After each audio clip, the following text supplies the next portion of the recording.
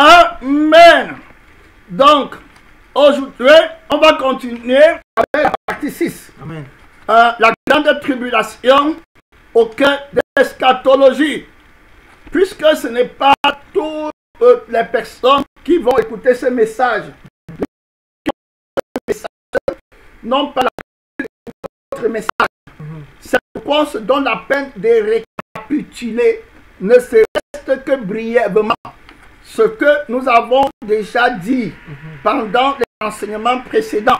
Parce que d'autres, quand ils auront cette vidéo, ils n'auront plus le temps d'aller voir partie 1, partie 2. Ils peuvent trouver accidentellement sur cette vidéo et c'est pourquoi on les aide. Nous avons parlé au début de notre étude, on a touché beaucoup de points sur ce thème, c'est-à-dire que le thème intitulé « La grande tribulation au cœur de l'eschatologie ». Donc, nous avons parlé de beaucoup de points. On a parlé de l'enlèvement qui devait être l'un des premiers événements. C'est-à-dire que Jésus devait prendre son église. Nous avons parlé de la résurrection des morts qui devait précéder les vivants. Donc, les morts en Christ. Il y a deux résurrections. Il y a la résurrection de ceux qui sont sauvés, des morts en Christ. Quand on parle de la résurrection des morts en Christ, on fait aussi allusion aux personnes qui ont vécu en Christ. Parce que Christ n'a pas seulement été, il a été manifesté en chair au début de la nouvelle alliance, mais il était déjà dans les temps anciens. Parce qu'il a dit qu'avant qu'Abraham soit, fut déjà. Amen. Amen. Et puis, c'est lui qui s'appelle le Je suis, qui a parlé à Moïse. La Bible dit qu'il buvait à un rocher spirituel. Ce rocher spirituel était Christ.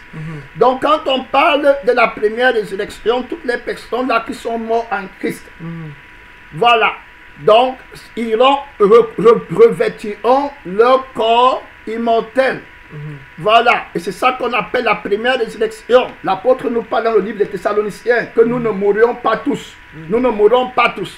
Donc, comme nous, les vivants, sommes ici présentement, on a vu que si l'enlèvement arrivait maintenant, tous les morts avant, les Paul, les Pierre, les autres, ils vont revêtir, amen. Donc, les Étienne vont revêtir leur corps, voilà, et puis maintenant, ils viendront avec Jésus dans les airs, et nous qui sommes en vie, les chrétiens qui seront en Christ, bien entendu, on sera changé en un clin d'œil et on va être enlevé pour être avec le Seigneur. Donc, heureux ceux qui n'auront pas à la première résurrection, la deuxième mort n'a pas de pouvoir sur eux. Il y aura une autre résurrection, mais qui fera toujours partie de la première résurrection. Ça sera la résurrection des martyrs. Quand Jésus viendra pour le millénium. Amen. Maintenant, les martyrs là ne sont pas ressuscités parce que leurs compagnons qui doivent être mis à mort comme eux pour Jésus, le nombre de leurs compagnons n'a pas encore été complet. Donc, ils sont en train d'attendre. Eux, ils vont attendre jusqu'à ce que d'autres martyrs s'ajoutent à eux, les martyrs de la grande tribulation. C'est à ce moment que quand Christ va venir, eux, ils vont ressusciter pour entrer dans le règne du millénium avec Jésus. On aura le temps de bien expliquer ça avec les versets bibliques. On montre simplement notre plan de travail. Donc, on a parlé de cet enlèvement. On a parlé de la résurrection des morts. Donc, brièvement, on n'a pas encore touché le cœur de tout ce que je suis en train de vous dire. On est en train de parler de la grande tribulation. On a parlé de la seconde venue de Christ qui va être pour le règne du millénium, où il va se poser à la montagne des Oliviers. Amen. Et tous les hommes vont le voir. On a vu que c'était dans l'Apocalypse chapitre 19, quand il va venir pour lutter contre la bête et le faux prophète dans la vallée d'Armageddon. Amen. Le combat d'Armageddon. Voilà. Donc, il va venir pour lutter contre eux et les rois de la terre et les chefs militaires. Il va tous les vaincre. Et il va mettre la bête et le faux prophète dans le lac de feu qui ne s'éteint pas. Il va régner 1000 ans sur cette terre. Après cela, Satan va être relâché pour aller séduire. Pendant le règne du millénium, Satan ne sera pas encore jeté dans le lac de feu. Les deux personnes qui vont entrer dans le lac de feu, on a vu que ça sera la bête et le faux prophète, les premiers à inaugurer leur entrée là-bas. Et puis maintenant, Satan sera jeté en prison, lié pendant 1000 ans. Un ange puissant va le lier et le jeter dans l'abîme. Il ne va plus troubler les nations. Et Christ pourra régner en paix pendant 1000 ans. Après les 1000 ans, Satan sera relâché. Et il va encore les séduire pour la dernière rébellion, à accumuler, prendre toutes les personnes là qui n'ont pas voulu accepter la doctrine de la croix. Alors, il va les prendre et il va les amener à la perdition éternelle. Et Jésus va l'envoyer au feu éternel. Après, il y aura la résurrection des morts. Deuxième résurrection. Ceux-là sont condamnés et ils vont faire face au jugement du grand trône blanc dont la Bible nous parle. Ça, on n'a pas encore approfondi toutes ces études, mais on annonce ce qu'on va étudier dans cette Apocalypse, dans cette eschatologie. Amen. Donc, il y aura le jugement du grand trône blanc. Et avant ce jugement, on a vu qu'il y aura l'enlèvement, il y aura la grande tribulation, il y aura le millénium. Voilà. Donc, après, il y aura le jugement du grand trône blanc. Toutes les personnes qui ont vécu depuis le temps d'Adam jusqu'à à ce que le diable soit jeté dans le lac de feu, toutes les personnes là vont ressusciter, grands, petits, riches, pauvres, ils vont passer au jugement du grand trône blanc. Et quiconque ne fut pas trouvé écrit dans le livre de vie sera jeté dans le lac de feu, où il sera tourmenté jour et nuit pour des siècles et des siècles. Vérité indéniable. Donc voilà l'enjeu de notre vie chrétienne. Gloire à Dieu. On a aussi vu qu'après le millénium qui aura lieu sur la terre, Jésus va détruire la terre. Donc, pendant le grand trône blanc, le ciel et la terre vont s'enfouir. Quand Dieu va venir avec le grand trône blanc, le ciel que le diable a souillé avec le péché, et la terre qui a connu le péché, le Seigneur va enlever. Il va dire, je fais toutes choses nouvelles. Il va créer une nouvelle terre pour un homme nouveau. Il va créer les cieux, nouveaux cieux. Amen. Voilà. Et puis Christ va venir avec nous et on va venir avec lui sur la nouvelle terre aussi pour des siècles et des siècles. Il n'y aura plus la mort, il n'y aura plus de tristesse, il n'y aura plus de maladie, il n'y aura plus de pauvreté. C'est terminé. C'est le bonheur éternel. Voilà les promesses de Dieu. Pendant ce temps, d'autres seront en train de brûler dans le feu pour les siècles et des siècles. C'est maintenant que ça se joue. Ce n'est pas une loterie. On a parlé de la bête qui avait les 7 têtes et puis les 10 cornes. On n'aura pas le temps d'expliquer les mystères que Dieu nous a montrés. C'était des mystères très grands. Si tu veux les suivre, va commencer dans Apocalypse 1, 2, 3, 4. Donc, on a vu que le temps du règne d'un roi qui représentait la corne de la tête de la bête, c'était 40 ans. Et le Saint-Esprit nous avait montré que David est le seul roi que Dieu connaît. Amen. Sur la terre. Parce que la Bible dit que l'Éternel Dieu donnera au Messie le trône de son père David. Donc David avait un trône éternel. Et le temps qui était appointé par Dieu dans le règne de David, c'était 40 ans. Amen. On a vu aussi le livre de Salomon. Parle que Salomon a régné pendant 40 ans. On n'a pas le temps de lire, mais vous allez savoir dans vos recherches, vous verrez que Salomon a régné pendant 40 ans. Amen. Donc 40 ans, il a régné à Jérusalem dans la prospérité. Salomon est aussi le fils de David, qui préfigure le règne du millénium de Jésus. Amen. Donc on voit que les deux rois que Dieu connaît, Salomon était riche et la paix régnait pendant son temps. Il préfigurait le règne de 1000 ans de Christ sur la terre. Et vous voyez que les deux rois là avaient 40 ans de règne. David a régné 40 ans et puis Salomon a régné 40 ans. Et on a vu qu'une corne représentait la royauté d'un roi qui passait dans le temps du règne du royaume, qui représente la tête du dragon. Donc quand on disait la première tête du dragon, c'était l'Égypte qui avait 10 cornes. Et les 10 cornes, là, ça veut dire 10 rois qui vont passer, marqués par le temps de l'esprit, et que chacune des cornes de ce royaume qui représente, la corne représente le roi, donc il devait faire 10 rois supposément devant Dieu. Ça devait être 10 fois 40 qui devait faire 400 ans pour régner. Donc quand Dieu parle à Abraham que ta descendance sera esclave dans un pays et je vais les retirer de ces pays-là avec des grands jugements après avoir jugé les dieux de ces pays-là, je vais retirer ta descendance et je vais les amener dans le pays de repos. Mais ils vont y rester pendant 400 ans. C'était ça là. Donc Israël va faire 400 ans en Égypte. Et puis Dieu va venir les enlever. La bête qui a les 7 têtes et les 10 cornes. On a compris, on a étudié ça. Donc on a passé des temps pour aller élaborer sur les 40 et donner. Sinon on ne va pas commencer notre message d'aujourd'hui. On a aussi parlé de la bête.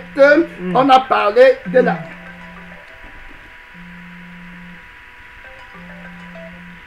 Ok, voilà, on a parlé du règne des 400 ans, on a parlé du temps que les 10 cornes de la bête ont régné pendant 400 ans en Égypte avant que Dieu vienne enlever son peuple du pays de l'Égypte. Amen. Et les amener à la terre promise. On a parlé du nombre 666. On a vu que c'est un nombre d'hommes.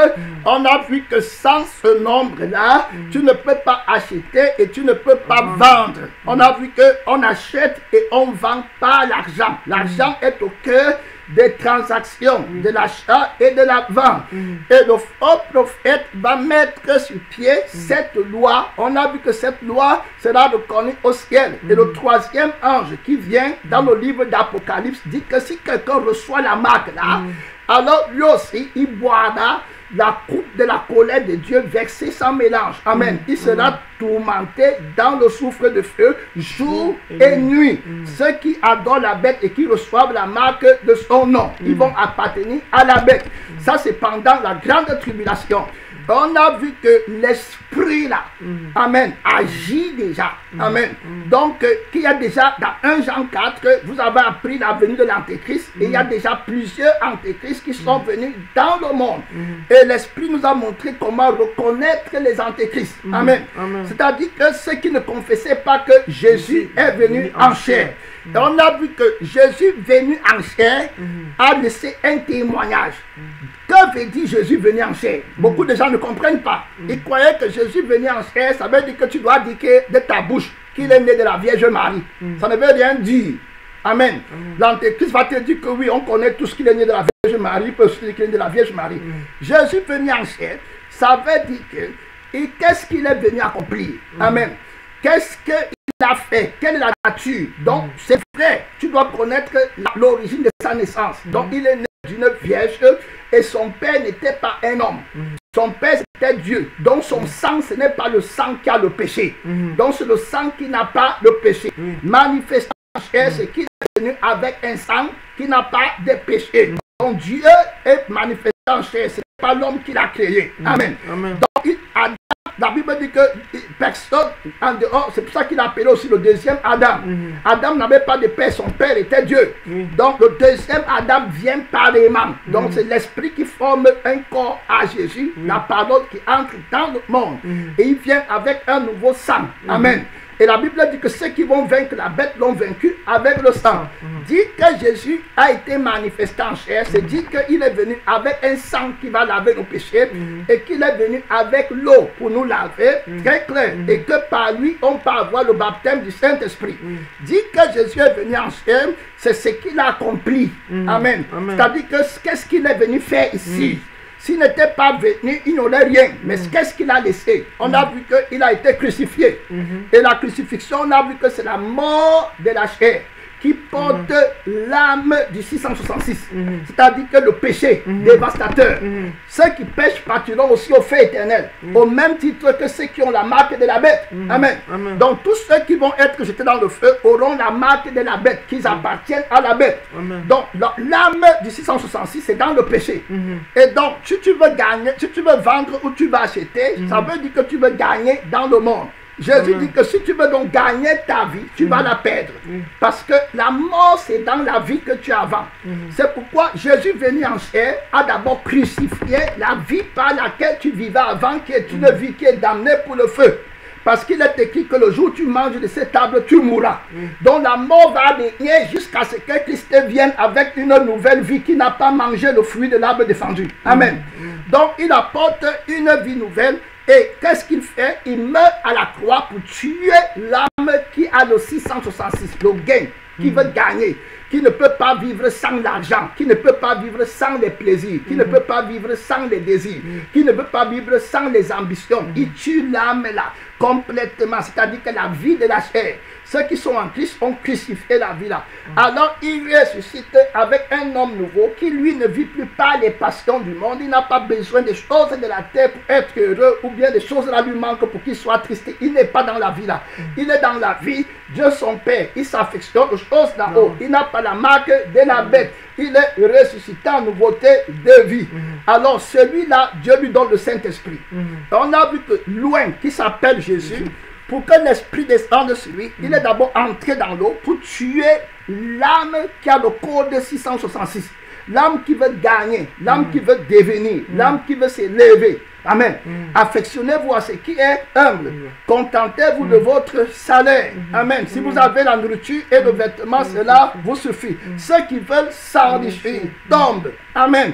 Très clair. Donc on voit que il est difficile à un riche d'entrer dans le royaume des cieux. Celui qui veut être à l'aise sur la terre sera obligé de prendre la marque de la bête pour pouvoir faire les choses dans le monde. Amen. Ça c'est au temps de la grande tribulation. Mais sur le plan spirituel, le mystère là est déjà engagé. C'est pourquoi Jésus dit à l'homme riche que si tu veux être parfait, alors il faut que tu vends tout ce que tu possèdes. Amen.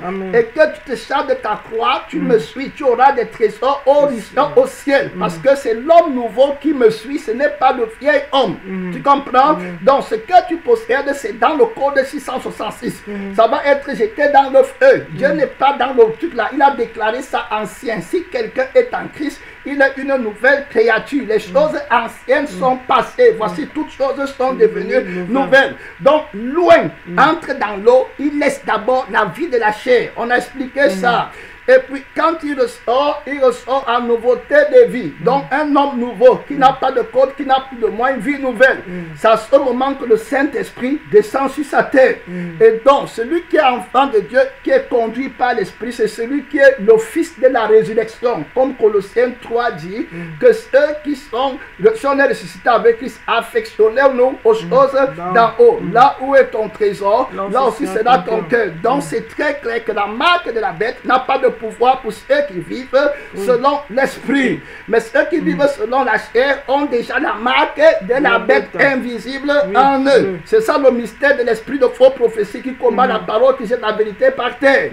Donc plusieurs antéchrists sont venus dans le monde. Reconnaissez tout esprit qui ne confesse pas que Jésus est venu en chair n'est pas de Dieu. Si Jésus n'était pas venu en chair, on ne serait pas crucifié. Si Jésus n'était pas venu en chair, on ne serait pas ressuscité. Si Jésus n'était pas venu en chair, on n'aurait pas le Saint-Esprit. Si Jésus n'était pas venu en chair, il n'y aurait pas l'eau qui est sortie de son côté pour nous laver. Éphésiens chapitre 5 dit qu'il va laver l'église, il va purifier l'église, présenter une église sans tache, sans ride, en la purifiant par l'eau. Amen. De la parole. Amen. Gloire à Dieu.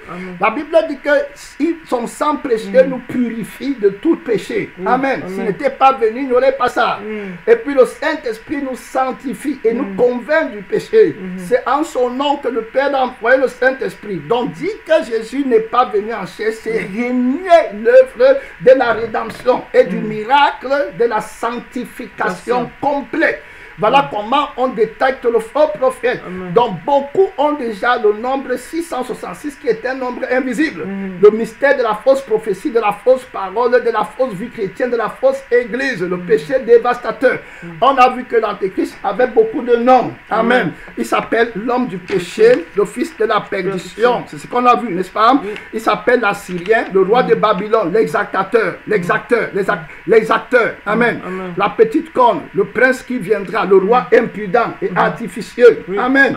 Donc c'était très clair, il ne peut pas aller au ciel. Il est maudit, il marche vers la perdition. Et la Bible dit que ceux qui s'affectionneront aux choses de la terre, leur fin c'est la perdition. Et puis l'apôtre Paul a prophétisé dans la vie dans la vie qu'ils ont, que cette vie part à la mort. C'est une vie qui a un 666, qui a la marque invisible de la bête, qui ne peut pas être sauvée. La chair ne peut jamais être sauvée. Donc voilà ce que nous avons dit, entre autres, sur la marque de la bête. On a aussi vu, tu peux lire que Salomon avait 666 kg d'or qui venaient, voilà, chez lui.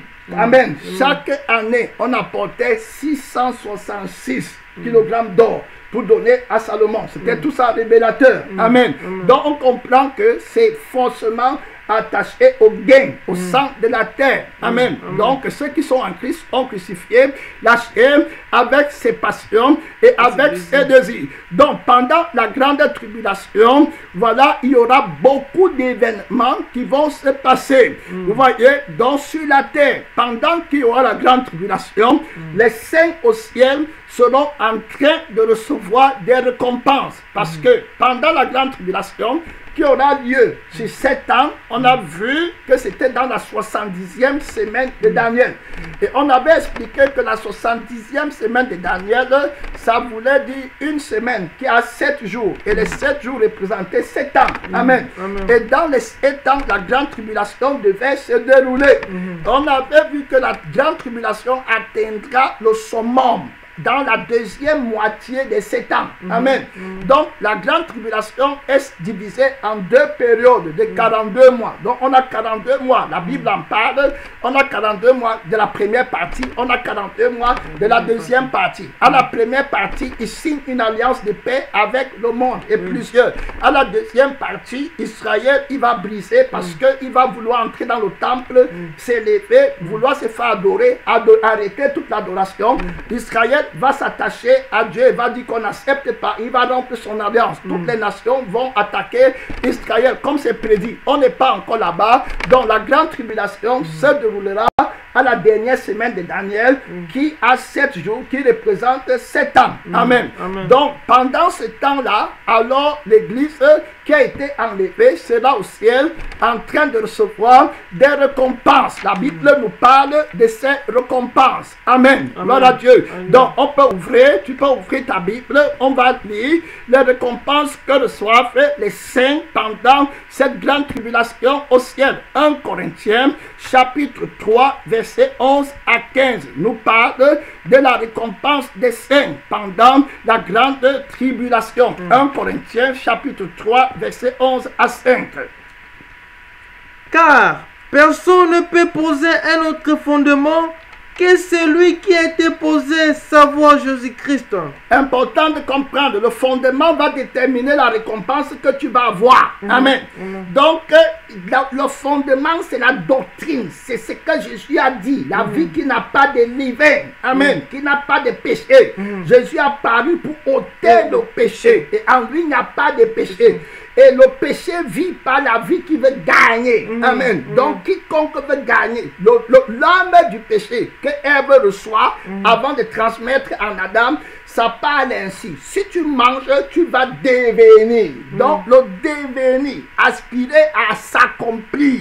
Ce n'est pas l'âme de Jésus. L'âme de Jésus, ceux qui boivent son sang et qui sont sous le fondement de l'âme de la parole, ceux-là ne cherchent pas à devenir. Le sang de Jésus est parfait. On n'ajoute pas, on ne manque rien. On est arrivé. Amen. Gloire à Dieu. On n'est pas nu. Gloire à Dieu. Donc, ce n'est pas, voilà les fondements que Jésus a laissés. Gloire à Dieu. Donc, le chrétien n'a pas de soucis, n'a pas d'inquiétude. Gloire à Dieu. Il est en paix. Il est adorateur. Il a la vie éternelle. Il a épargné de la souffrance éternelle. Les fondements de Jésus. Allons-y rapidement. Or, si quelqu'un bâtit sur ce fondement avec de l'eau, de l'argent, de pierres précieuses, du bois, du fin, du charme, l'œuvre de chacun sera manifestée, car le jour le fera connaître, parce qu'elle se révélera dans le feu, et le feu éprouvera ce que l'œuvre de chacun. Donc le feu va éprouver ce qu'est ton œuvre. Tu disais que tu servais Dieu sur la terre.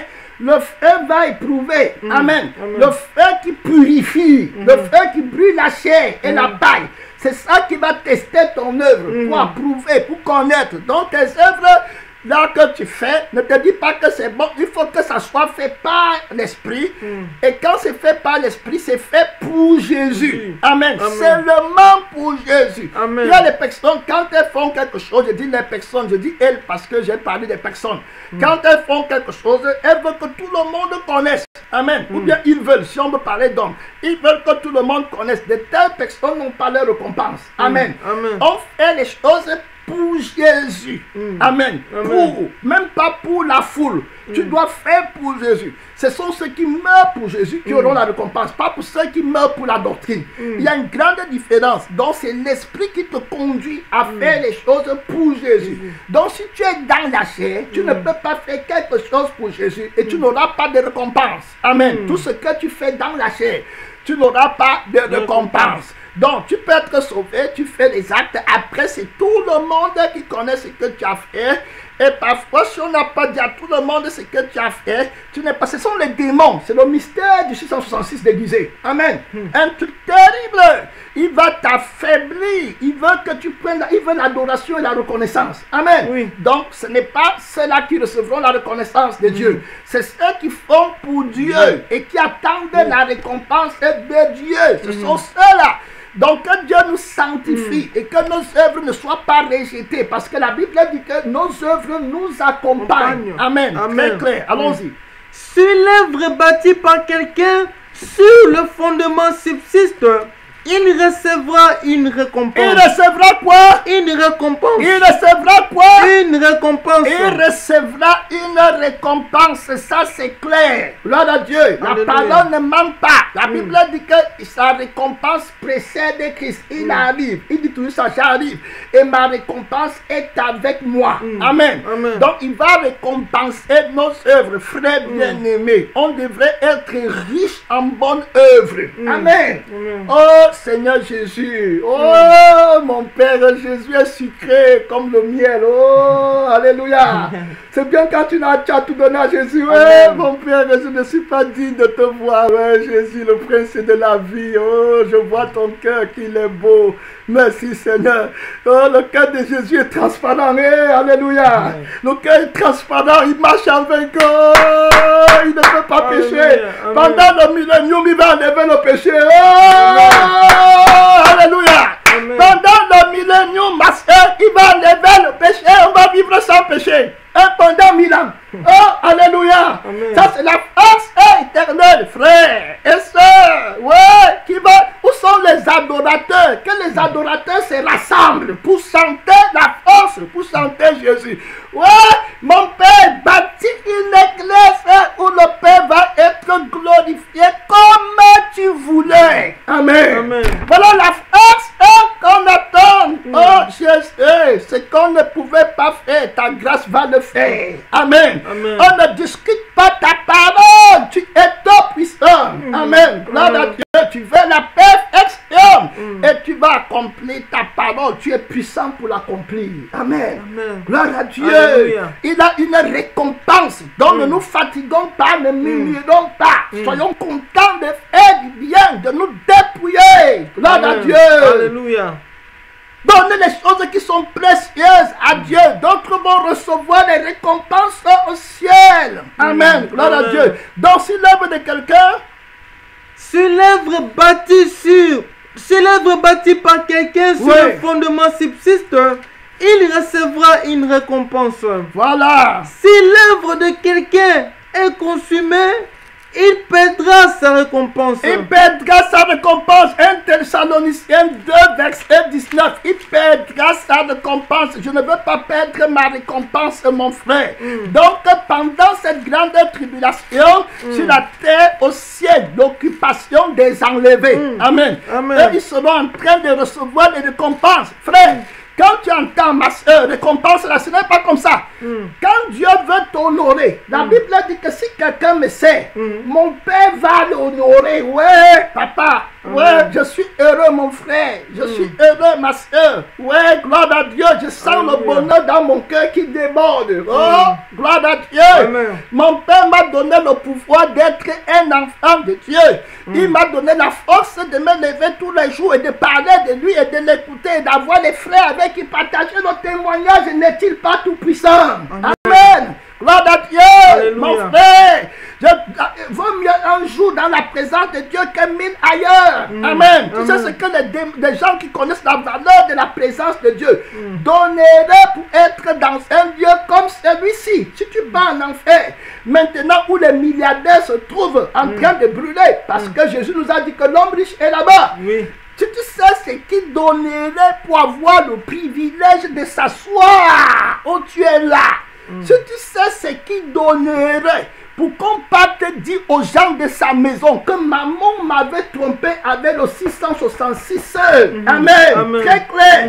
J'ai passé mon temps dans le monde. Il m'a trompé. Je suis dans le feu. Seigneur, Abraham va dire aux gens de ma maison que je souffre cruellement, qu'il atteste les choses, que servirait-il à un homme de gagner toute la terre s'il perdait son âme. Il aimerait rester ici pour apprendre à connaître Dieu. Amen.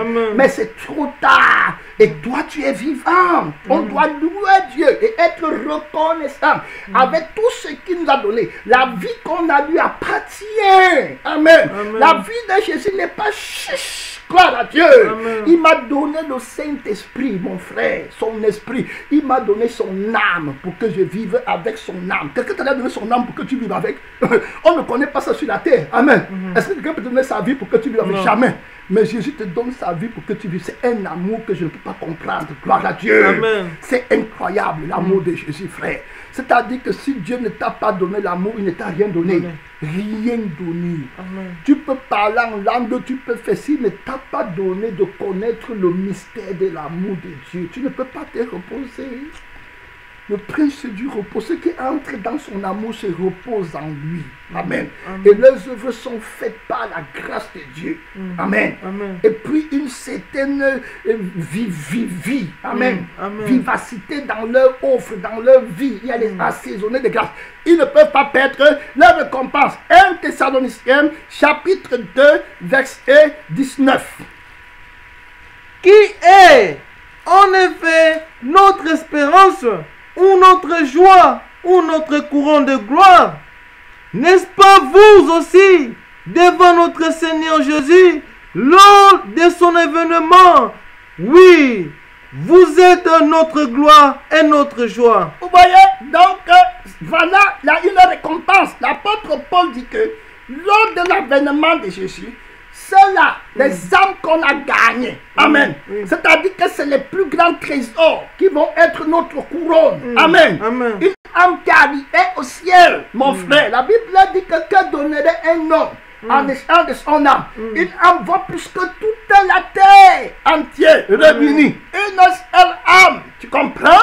Donc on devrait tout faire pour qu'une âme aille au ciel. Voilà la sagesse éternelle. Tu comprends? Daniel chapitre 12 verset 1 à 3. Vous allez voir, donc les âmes, tu auras la grande récompense d'abord, c'est que tu as les âmes. Amen. C'est-à-dire que les âmes que tu amènes au ciel, nous sommes la récompense de Christ.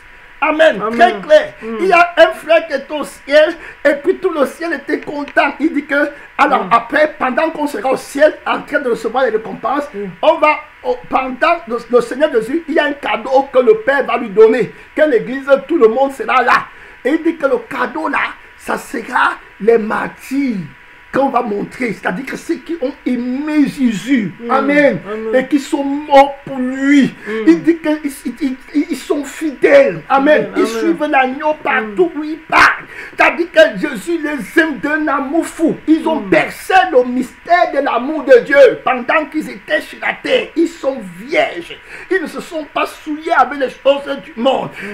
C'est un cadeau que le Père va donner à Jésus. On va ouvrir le cadeau là. Jésus sera couronné d'allégresse et de joie. Le cadeau précieux de Dieu, les âmes qu'il a sauvées. Les gens disent que quand tu le vois pleurer, quand il pleut, quand une âme meurt, il connaît la préciosité d'une âme. Tu es sur la terre pour les âmes. Quelle récompense recevras-tu? Amen. Donc, tu pars de la lecture. Daniel chapitre 12, verset 1 à 3. En ces temps-là se lèvera Michael, le grand chef, le défenseur des enfants de ton peuple. Et ce sera une époque de détresse, telle qu'il n'y en a point eu de semblable depuis que les nations existent jusqu'à cette époque.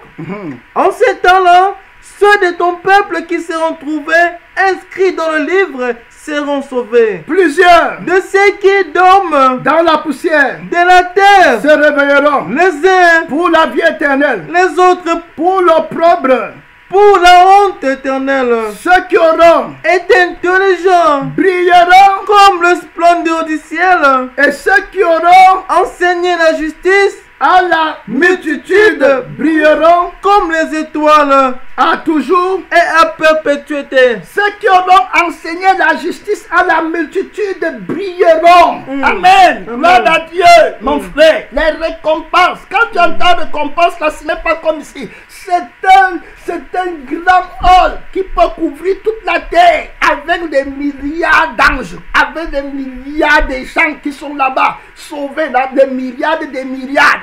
Jésus lui-même, la gloire éternelle, la puissance de l'Esprit qui glorifie Jésus. C'est-à-dire que c'est le paroxysme inimaginable de l'extase. Tu comprends, mon frère? Tu ne peux pas supporter. C'est une gloire qu'il ne nous est pas permis de voir ou d'entendre. C'est l'allégresse de Dieu. Il nous donne le feu vert d'entrer dans la jouissance du vrai bonheur. Il dit que le diable a failli arrêter mes enfants avec la pacotille du bonheur sur la terre. C'est grâce à toi, papa. On va courir derrière Jésus. On dit, Seigneur, tu nous avais libérés. Regarde comment il voulait nous mentir dans le monde. Ouais. Avec la pacotille de la richesse, avec la pacotille de la prospérité, avec la pacotille de l'élévation, avec la pacotille des fausses couronnes qui ne durent qu'une heure sur la terre. Ouais, Seigneur Jésus, merci papa. On vit, ouais, allez dire à notre Père qu'on vit que Jésus nous a donné la vie éternelle. Il est tout pour nous. Amen. Parfois, quand je reste ici, je pense au bonheur qui nous attend. Je dis qu'on peut te dire à mon Père au ciel. Amen. Que je suis revenu à la maison, que le Seigneur Jésus m'a donné la vie éternelle, ouais, amen. Que mon grand frère est venu me chercher pour m'amener à la maison. Allez dire que les anges ont dit à mon Père que je suis vivant, amen, ouais. Amen. Mon grand frère est venu me chercher, il est fort, amen. Amen. Il ne voulait pas que le cœur de mon Père soit triste, amen. Il est parti pour venir me chercher, là où j'étais en prison, amen. Dans l'esclavage du monde, cherchant à gagner, réfléchissant matin, midi, soir, travaillant dans la boue, mangeant les choses des cochons, croyant que je suis un homme alors que j'étais déjà un animal. Jésus-Christ est venu me chercher, il m'a lavé, il dit mon fils, ça c'est la boue, ne te lave plus dans ça, j'ai des récompenses éternelles, vivantes. Une couronne incorruptible pour toi. Amen. C'est Dieu, le Père t'aime. Il m'a envoyé te chercher pour t'amener à la maison. Là où je suis, là aussi sera mon serviteur. Jésus est au ciel. Pourquoi moi je vais rester ici en train de perdre le temps et tout ça? Je suis un chrétien. Si quelqu'un me sert, mon Père va l'honorer à la maison. On chantait Jésus quand un chrétien arrive au ciel. Il y a un frère qui est arrivé, il dit que Jésus est accouru. Jésus dit, tu es venu, tu es arrivé. Oh, you made it. Mon enfant, oh, mon fils, il le porte. La vraie joie. Tu es arrivé à la maison. Jésus t'a donné la vie éternelle. Qui te ravira ta joie? Jésus dit que vous me révérez encore. Nul ne vous ravira votre joie. On parle de récompense. Hein. Tu connais la récompense de voir Jésus dans son jour et être un avec lui dans la gloire de son Père. Frère, vous partez même souvent où avec le mensonge. Amen. Gloire, la gloire éternelle, mon frère. Oh, nous sommes heureux, mon frère. Ça, Seigneur, quand le Seigneur dit que vous êtes heureux, heureux les oreilles qui entendent ce que vous entendez. Et les yeux qui voient ce que vous voyez, c'est-à-dire que heureux ceux qui ont le cœur pur et qui voient Dieu et qui voient la vérité avec la foi. Amen. Tenant ferme, tu comprends, inébranlable, comme s'il voyait celui qui est invisible. Amen. La vraie foi. Donc il y a une récompense. Gloire à Dieu. On va briller comme les étoiles, comme le soleil, comme la lune. Tu t'imagines? Et les chrétiens aujourd'hui qui n'ont pas la réalité, s'ils sont en train de perdre le temps dans le monde. Donc il y a une récompense pour les saints. Apocalypse, on va y aller, mon frère. On n'a pas tout le temps de lire ça, il faut qu'on avance. Qu'on commence au moins l'ouverture des 7 sceaux aujourd'hui. Je crois qu'on a fait 29 minutes. Allons d'abord, allons lire encore quelques récompenses dans Apocalypse chapitre 2, verset 17. Apocalypse chapitre 2, verset 17. Les récompenses qui nous attendent au dernier jour. Que celui qui a des oreilles entende ce que l'Esprit dit aux Que celui qui a des oreilles entende ce que l'Esprit dit aux églises. À celui qui vaincra. À celui qui vaincra. Je donnerai de la manne cachée. Et je lui donnerai un caillou blanc. Sur ce caillou est écrit un nom nouveau que personne ne connaît si ce n'est celui qui le reçoit. Amen. Donc il y a une récompense à celui qui vaincra. Il va lui donner la manne qui est cachée. Amen. La parole intime qui fait les délices de l'âme. La nourriture succulente qui ne peut être, dont le goût ne peut être attesté que par une âme qui n'a pas de tâche, une âme dans laquelle Dieu vit. Amen. Le Dieu qui connaît le goût du plaisir vainqueur. Amen. Que l'Esprit donne. Gloire à Dieu. Le bonheur d'être vivant. Amen.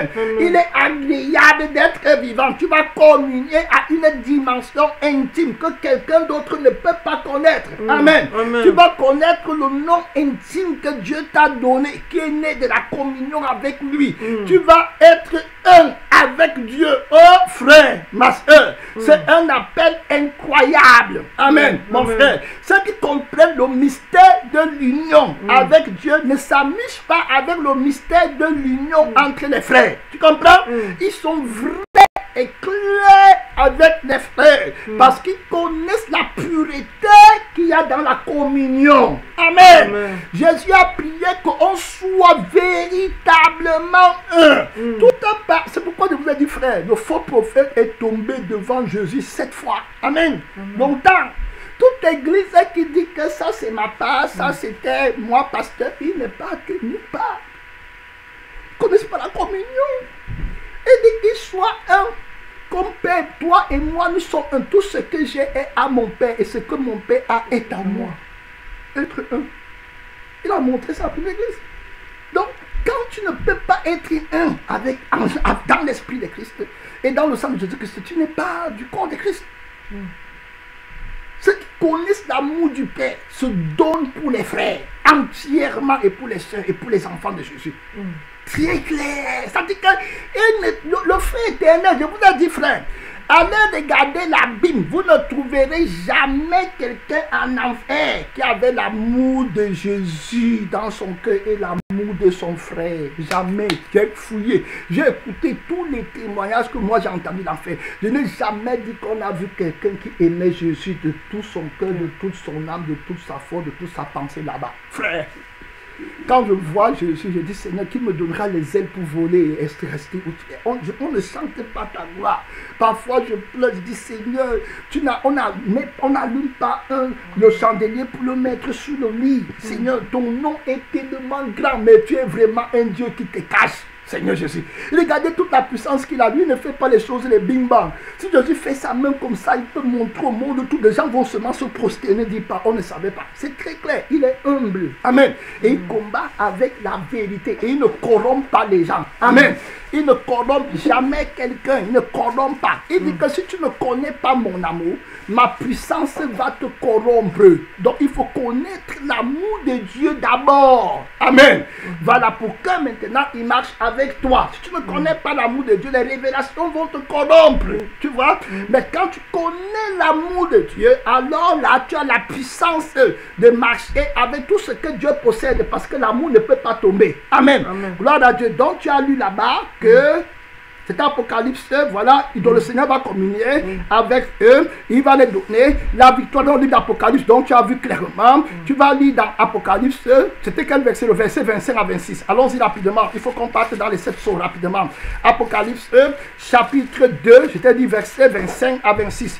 Apocalypse 2, verset 25 à 26. Voilà très clair.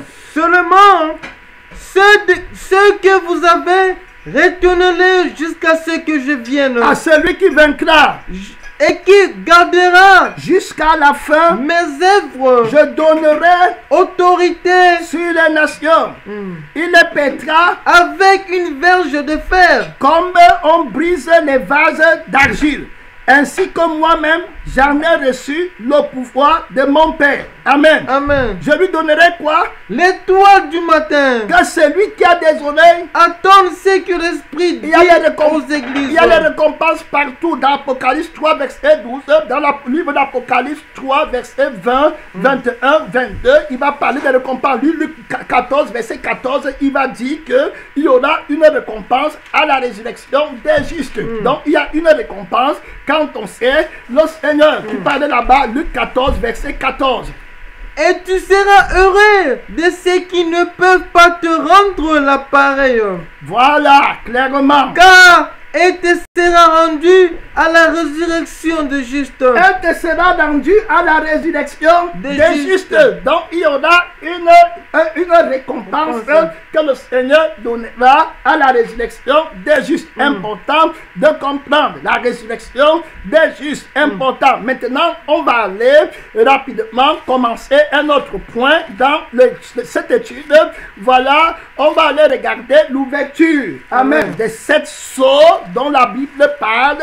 On va premièrement aller dans le livre d'Apocalypse. On va voir que c'est le Seigneur qui va ouvrir les 7 sceaux. Personne ne sera capable de l'ouvrir. Amen. Il n'y a que l'agneau de Dieu qui sera capable d'ouvrir les 7 sceaux. Donc on va aller dans Apocalypse. Amen. Chapitre 5. On va commencer à partir du verset 1. Important de comprendre.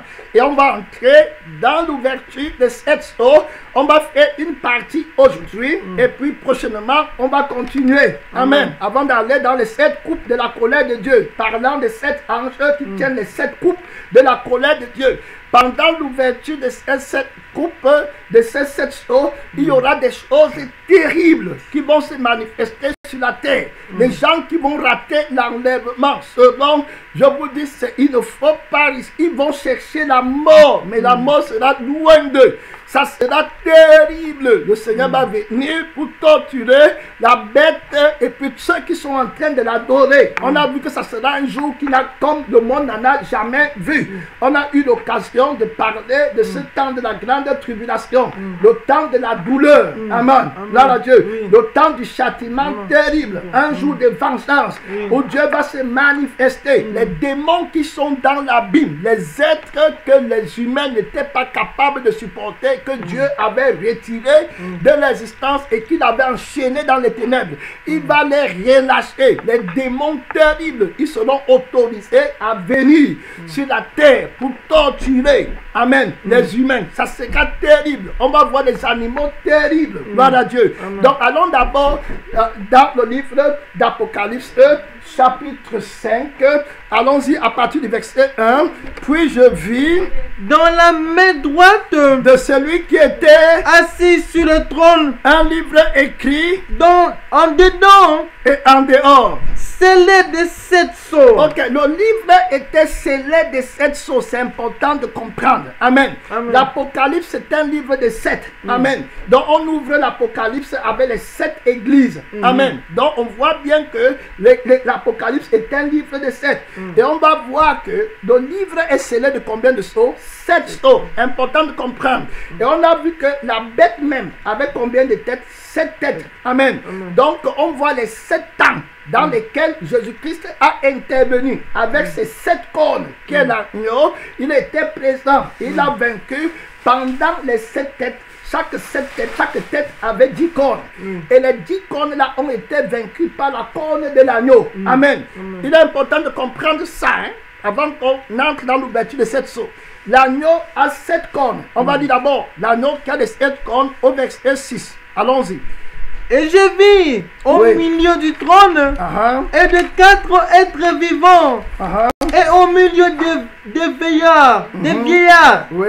un agneau qui était là comme immolé. Voilà. Il avait 7 cornes et 7 yeux. Amen. Amen. Tu as vu un agneau qui était là comme... Un agneau qui était là comme... Un agneau qui était là comme... Comme un vieillard. Non. Non. Un agneau qui était là comme... Immolé. Un agneau qui était là comme... Immolé. Donc immolé. Donc un agneau qui était dans l'immolation. Amen. Amen. Donc il était crucifié dans le témoignage de la crucifixion de la chair. Amen. Amen. Sans passion, sans désir, sans péché, pur, crucifié. Donc son témoignage est vivant dans la réalité de Dieu. Amen. Amen. Donc l'immolation de l'agneau. On ne veut bien connaître cet agneau est capable, est fort parce qu'il a été immolé. Donc, on parle du livre de 7. Amen. Oui. Amen. Donc, le chiffre 7, on dit que cet agneau avait combien de cornes? Il avait, après immolé, il avait 7 cornes. Il avait 7 cornes. et 7 yeux. qui sont les 7 esprits de Dieu envoyés par toute la terre. Donc, il a 7 cornes, il a 7 yeux et il a 7 esprits. C'est important de comprendre. Et on va comprendre pourquoi il y a 7 sauts. Oui. On comprend qu'il y a 7 temps. Amen. Donc, dans les 7 temps-là que Dieu a établi pour l'humanité, Jésus était présent avec les 7 cornes. Amen. Pour renverser tous les cornes qui ont régné dans les 7 têtes de la bête. Parce que les cornes, ce sont les rois. Amen. Amen. Et Jésus est le roi des rois qui a prévalu pendant tout le temps là. Jésus-Christ, le roi du ciel, a gardé l'église sur la terre. L'assemblée de Dieu était sur la terre pendant les 7 ans là. Il y avait toujours des personnes qui étaient mises à part pour servir Dieu. Amen. Amen. Il n'a pas laissé l'humanité sans témoignage. Donc on va aller voir ce mystère de 7 d'abord dans le livre de Zacharie chapitre 4 à partir du verset 1 à 3. On s'en va vers l'ouverture des 7 sceaux. Mais on établit d'abord que cet agneau qui va ouvrir les 7 sceaux, cet agneau lui-même a 7 cornes, il a 7 yeux. Amen. Amen. Et puis il a 7 esprits. Gloire à Dieu, c'est un mystère. Cet agneau, on sait que c'est le Seigneur Jésus-Christ. Donc on va voir clairement dans Zacharie chapitre 4 à partir du verset 1 au verset 3, ça va être bien clarifié. Voilà, très clair. Zacharie chapitre 4, verset 1 à 3. L'ange qui parlait avec moi revint et il me réveilla comme un homme que l'on réveille de son sommeil. Il me dit, que vois-tu? Je lui ai répondu, je regarde et voici il y a un chandelier tout d'or surmonté d'un vase et portant 7 lampes. Portant 7 lampes. Amen. Très Amen. clair, oui. Avec 7 conduits pour les lampes qui sont au sommet du chandelier. Verset 3. Et il y a près de lui 2 oliviers, l'un à droite du vase et l'autre à sa gauche. Donc on voit clairement ici que voilà, dans le chandelier, il y a 7 conduits. Amen. Et il y a 7 lampes. Dans le verset 10, on va lui donner l'explication de ce que ça veut dire. Zacharie 4, verset 10. Car ceux qui méprisaient le jour de faible commencement, ceux qui méprisaient le jour de faible commencement se réjouiront en voyant le niveau de la maison des Zorobabel. Donc ceux qui méprisaient les jours de faible commencement se réjouiront en voyant le niveau dans la main de Zorobabel. Maintenant, lis. Ces 7 sont les yeux de l'esprit. Ces 7 sont les yeux de l'esprit. Ces 7 sont les yeux de l'esprit, les yeux de l'éternel. Amen. Donc les 7 là, on dit bien que ce sont les yeux de l'éternel. Donc Zacharie a eu cette vision avant même que Jean l'ait. Amen. Donc c'était déjà mentionné. Voilà. Et répète encore, ces 7 sont les yeux de l'éternel. Qui font quoi? Qui parcourent toute la terre. Donc dans Apocalypse chapitre 16, la Bible nous dit ici que les 7 esprits de Dieu envoyés par toute la terre. Donc on comprend bien que l'agneau a 7 yeux. Amen. Amen. Et puis il a 7 esprits. Et quand il parle aux 7 églises,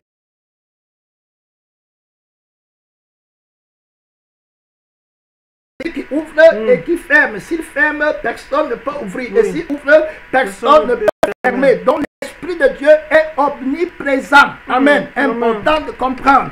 Donc tu as lu Zacharie chapitre 4, verset 12 à 14. Allons-y rapidement.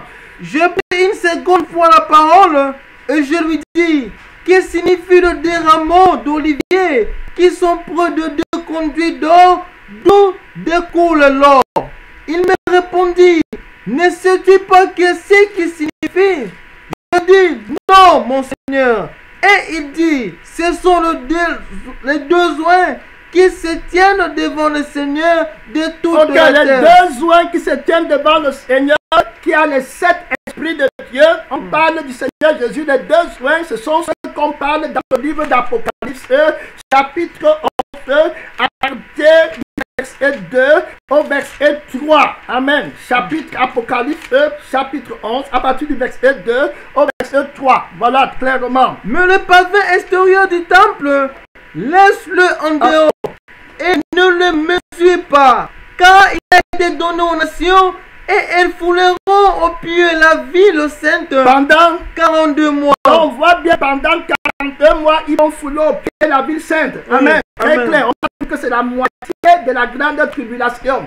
42 mois, c'était la moitié de 7 ans. Amen. Donc c'est 3 ans et demi. 42 mois, 12 mois, c'est 1 an. 24 mois, c'est 2. 36 mois, c'est 3 ans. Et puis 6 mois, ça fait 42. Ça fait la moitié de la semaine. Donc on appelle la moitié de 7 ans. Amen. Donc voilà. Et il dit maintenant au verset 3, les 2 témoins là dont il a parlé, les 2 oins. On va les répéter ici. Dans Apocalypse 11, verset 3. Je donnerai à mes 2 témoins le pouvoir de prophétiser, revêtus de sac pendant 1270 jours. Voilà donc pendant 1260 jours, on comprend bien que c'est ça la moitié d'une semaine. Ils vont prophétiser pendant 42 mois. Donc on part dans Apocalypse chapitre 5, on va dans l'ouverture de cette sceaux. Avant de le lire, on part dans Apocalypse 5 verset 2. Donc on a vu que le livre a été scellé de 7 sceaux. Et puis maintenant au verset 2, et je vis un ange puissant qui criait d'une voix forte: qui est digne d'ouvrir le livre et d'en rompre le sceau? Et personne dans le ciel, ni sur la terre, ni sous la terre, ne put ouvrir le livre, ni le regarder. Et je pleurais beaucoup de ce que personne ne fut trouvé digne d'ouvrir le livre, ni de le regarder. Et là, des vieillards me disent: ne pleure point. Voici le lion de la tribu de Juda, le rejeton de David, a vaincu pour ouvrir le livre et ce 7 sceaux. Donc le lion, le rejeton de la tribu de David a vaincu. Amen. Le rejeton de la tribu de David, important, le Messie. Amen. C'est-à-dire qu'il reconnaît le trône de David. Amen. Il reconnaît l'autorité que Dieu a établie sur la terre, le seul roi, comme on a dit que Dieu connaissait sur la terre, par lequel le Messie va venir, celui qui a la royauté éternelle, la racine, le rejeton de la tribu de David. Donc si on veut établir les fondements du temps du règne de la royauté de Dieu sur les rois de la terre, on doit s'inspirer d'abord du temps qui a été assigné à David pour régner. Amen. Donc on comprend que c'est lui qui a vaincu, voilà, et qui est capable d'ouvrir le livre qui est scellé de 7 sceaux. Important de comprendre.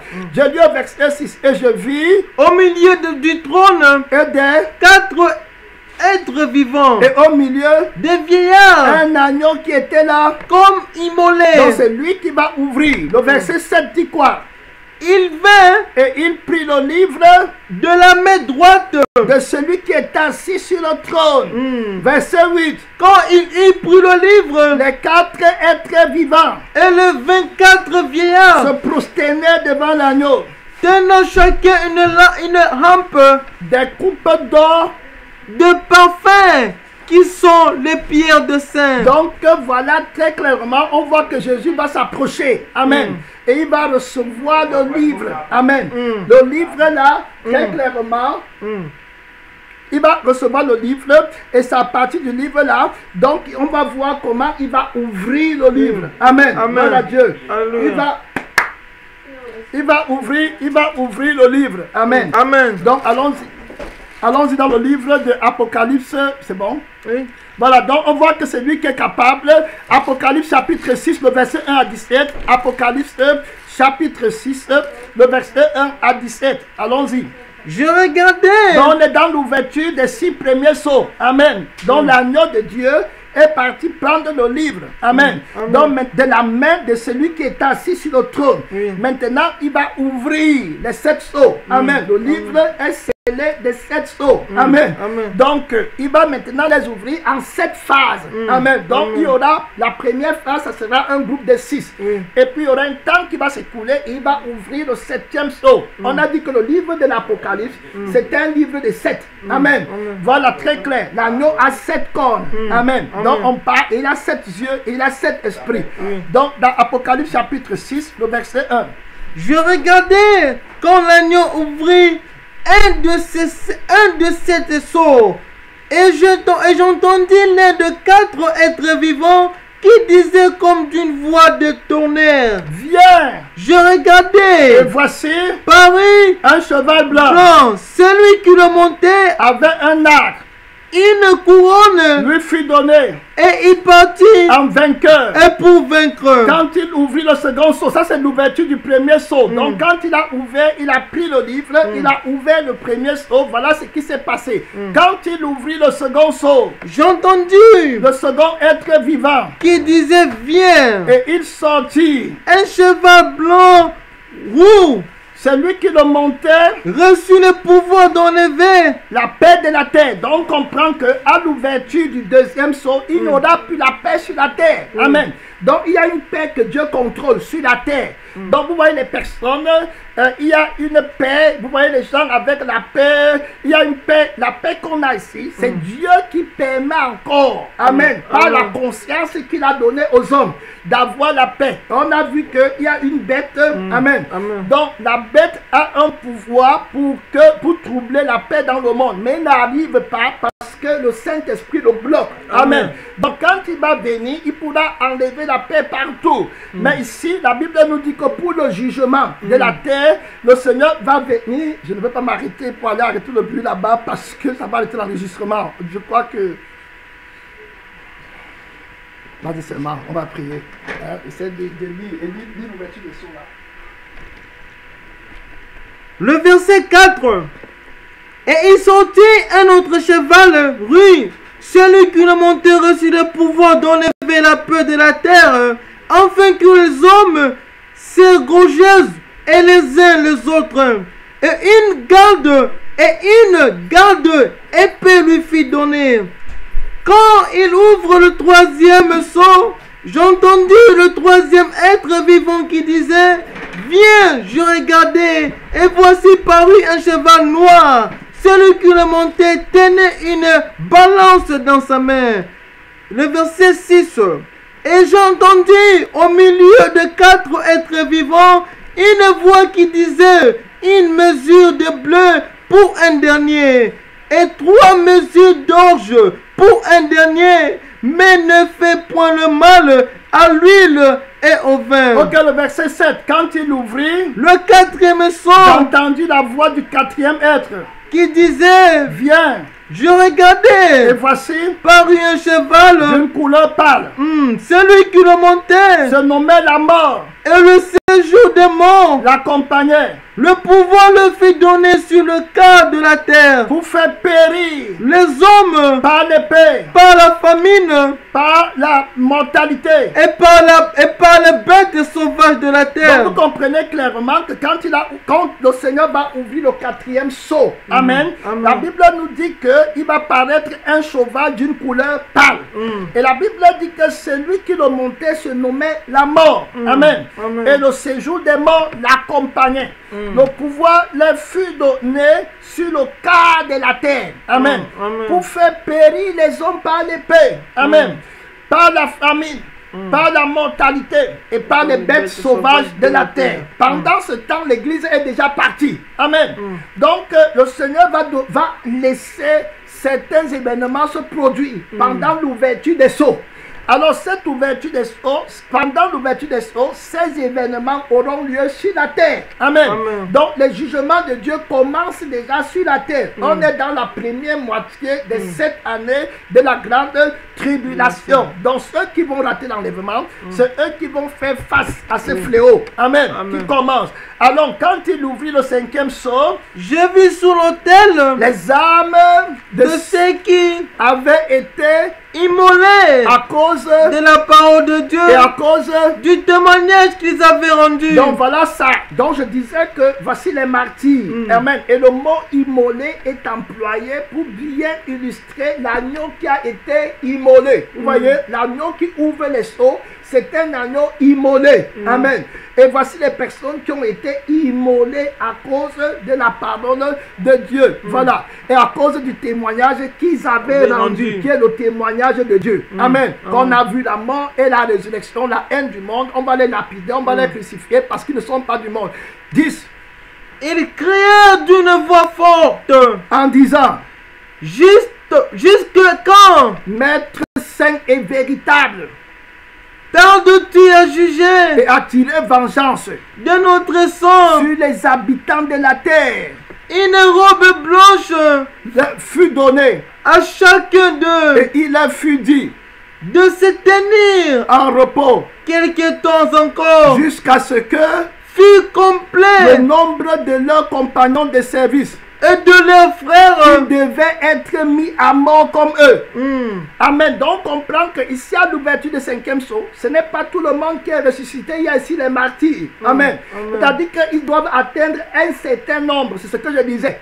Avant maintenant qu'ils ressuscitent. Amen. Dans le livre, on va revenir. On est dans l'ouverture du 5e sceau pendant la grande tribulation. La première moitié de la grande tribulation. Amen. Donc quand il va ouvrir ces sceaux, on voit qu'il y a une partie des martyrs qui ne seront pas encore là, mais qui vont ressusciter. Apocalypse chapitre 20, à partir du verset 4. Apocalypse chapitre 20. Et je vis Des trônes et à ceux qui s'y assirent, fut donné le pouvoir de juger et je vis les âmes de ceux qui avaient été décapités à cause du témoignage de Jésus et à cause de la parole de Dieu, et de ceux qui n'avaient pas adoré la bête ni son n'image et qui n'avaient pas reçue la marque sur leur front, et sur leur... mais Il fit quoi?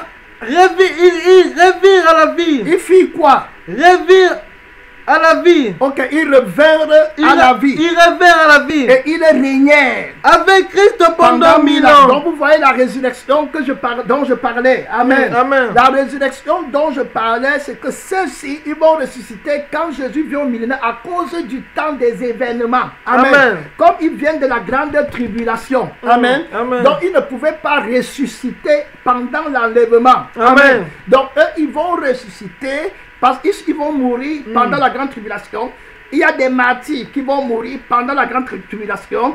Alors ces martyrs-là, gloire à Dieu, alors ils vont s'ajouter à ceux qui vont mourir pour Jésus, qui ne vont pas prendre la marque de la bête, qui vont rester fermes. Ceux-là vont ressusciter quand Jésus va venir dans sa deuxième venue pour le millénium. Amen. Eux, ils vont revenir à la vie. Donc il y aura ici, ça fait partie de la première résurrection. Quand on dit qu'il y a deux résurrections, on parle de la résurrection de ceux qui ont le salut, qui caractérise la première résurrection. Amen. Mais cette première résurrection est en deux phases. C'est-à-dire que première phase, ceux qui étaient morts en Christ, avant la grande tribulation vont ressusciter. Amen. Amen. Et ils vont partir. La deuxième phase de la première résurrection, c'est ceux qui vont mourir pendant la grande tribulation en le témoignage de Jésus. Amen. Et en eux, il y aura les martyrs qui seront complets parce qu'il n'y aura plus de martyrs après. Donc les martyrs qui étaient morts tout le temps avant et ceux qui vont mourir à la grande tribulation, ils vont être complets pour ressusciter à la deuxième venue. Et on va les ajouter à ceux qui sont morts pendant la grande tribulation pour Jésus, pour le témoin de Dieu, qui sont restés fermes à Dieu. Ceux-là vont ressusciter avec Christ pour entrer dans le millénium. On sera tous ensemble, parce que quand Christ vient pour la deuxième venue, alors il vient avec ceux qui ont été premièrement enlevés. Amen. Et donc il va prendre ceux qui sont morts pendant la grande tribulation et ils vont régner ensemble. Est-ce qu'on comprend? Donc on va régner ensemble. C'est ce qui se passe quand on ouvre le cinquième sceau. Amen. Donc le cinquième sceau est clair. Alors maintenant, dans le verset 12, je vais finir les six sceaux rapidement et puis on va revenir une autre fois pour le septième sceau. Et on va passer dans les 7 coupes. Amen. Donc Apocalypse chapitre 6, allons-y, mon temps est fini. Apocalypse chapitre 6, verset 12, j'ai regardé. Quand il ouvrit le 6e sceau, Et il y eut un grand tremblement de terre, le soleil devint noir, comme un sac de grains. La lune entière devint comme du sang. et les étoiles Du ciel tombèrent sur la terre comme lorsqu'un figuier secoué par un vent violent jette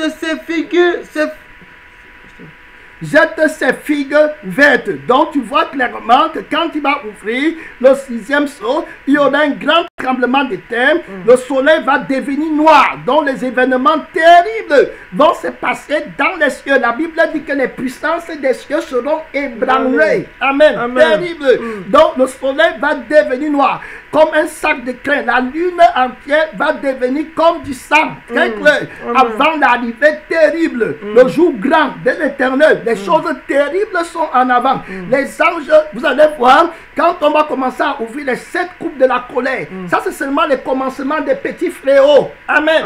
Donc la tribulation n'est pas encore à son zénith maintenant. Donc Dieu est en train d'entrer en scène en ce moment. Donc il avertit déjà l'humanité qu'il y a un Dieu qui regarde.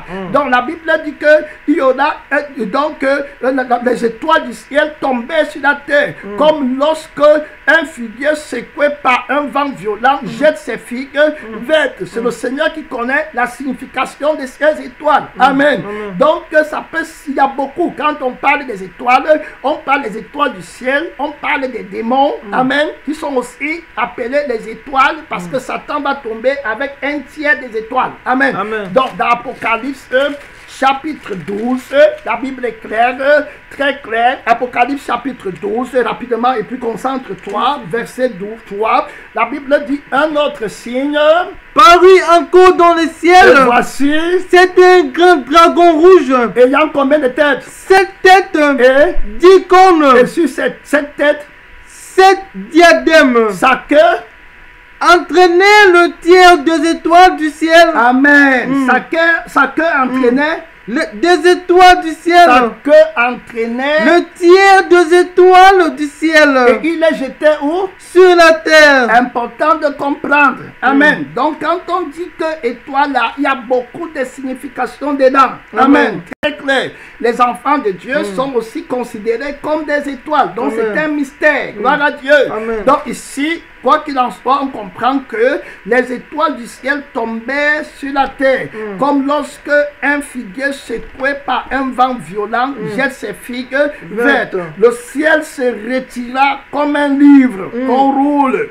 Et toutes les montagnes et les îles furent remuées de leur place. Amen. Donc on voit qu'il y aura un tremblement de terre. Amen. Les montagnes, là, les puissances du monde, les hauteurs, amen, vont être remuées. Amen. Les autorités des nations qui sont assises sur les montagnes, amen, vont être remuées. Les forces qui prévalent sur le monde, amen, les positions les plus élevées vont être remuées de leur place. Ils vont sentir que l'autorité éternelle de Dieu, amen, est sur le point de s'imposer sur la terre. Amen.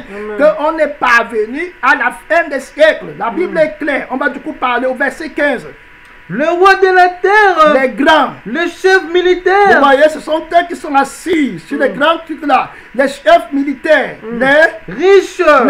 Puissants. et tous les esclaves. Et les hommes libres. Ceux Cachés. dans les Cavernes. et dans. Les rochers de montagne. Et il disait, Aux montagnes, aux Et- rochers. tombez sur nous. Vous comprenez? Écoutez, on va s'arrêter au 6e saut. Il disait, tombez sur nous. Amen.